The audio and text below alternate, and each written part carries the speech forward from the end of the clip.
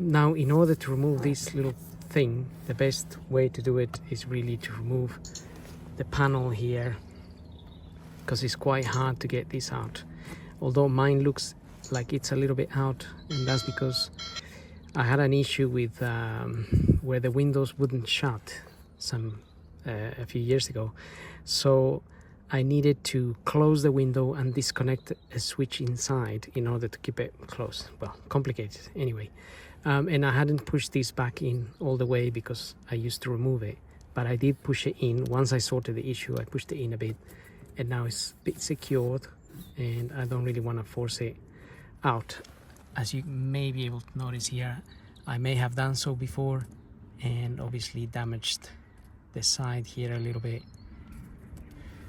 which is not great. So the best thing to do is to remove the panel, and to remove this panel we need to pull like this cover out. I've already pulled it out a little bit, but that's how it comes out, because we have a screw in here. And then we also need to take this little cover here for the SRS. There will be a screw in there, as far as I remember. We also need to remove this little bit here and that. So I'm just gonna get the tools for taking those out. This is a tiny little Phillips screws that we need to take out, and this is a Torx, possibly a T25, and the Torx in there is gonna be slightly bigger, maybe a T30 or so, same as that. Right, so I removed the little screw from there, and this little thing should just come out. It's not really particularly held in any specific way. Also, I removed the 3 Phillips from here, so this little cover should also come out. It might be stuck to this rubber, so it may want to come out with the whole rubber here, but you can just pull it, unstuck it from the rubber basically. And I've also removed the Torx that are in there, so one there and one where the SRS sign is. And now with some plastic prying tools, something like this,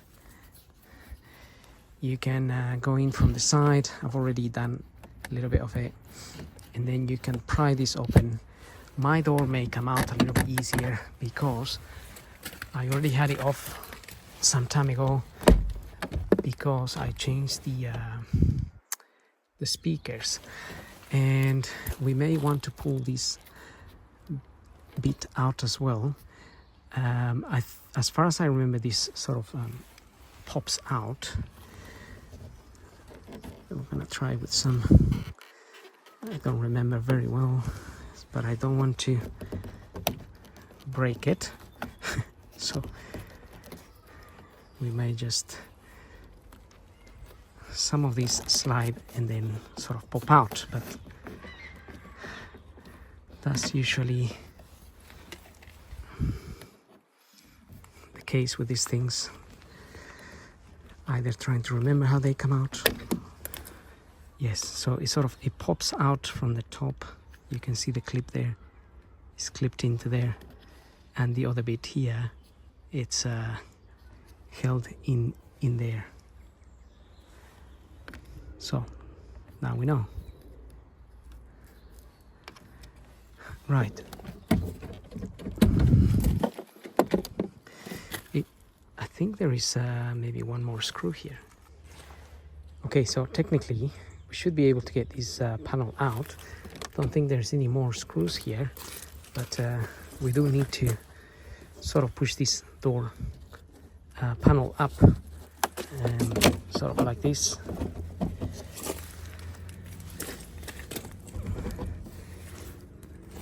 Could always open the,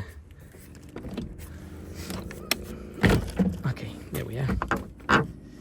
So panel is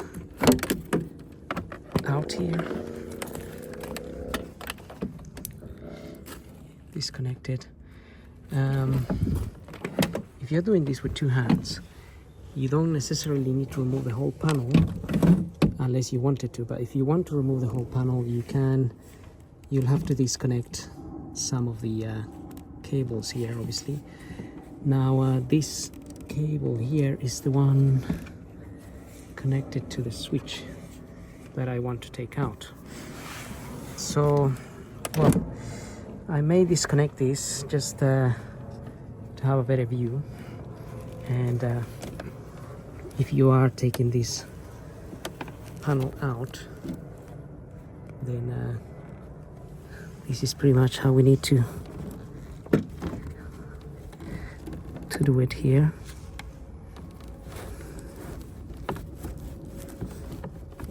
And then this comes out like that. If you have the light down there, also needs to be disconnected.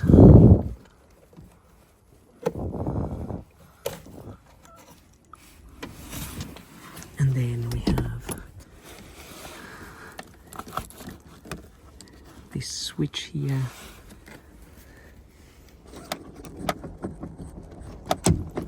That does need to come out. So this is the little module that I was talking about that often goes faulty. Well, it doesn't often go faulty. It just it could be faulty in this case. And I'm just trying to see how it comes out. It's got a tiny little clip in there. Okay. Right, so one door panel out. And that's how you can get that off. So, hope the video helps. Don't forget to like and subscribe, and we'll see you guys in the next video. Thank you for watching.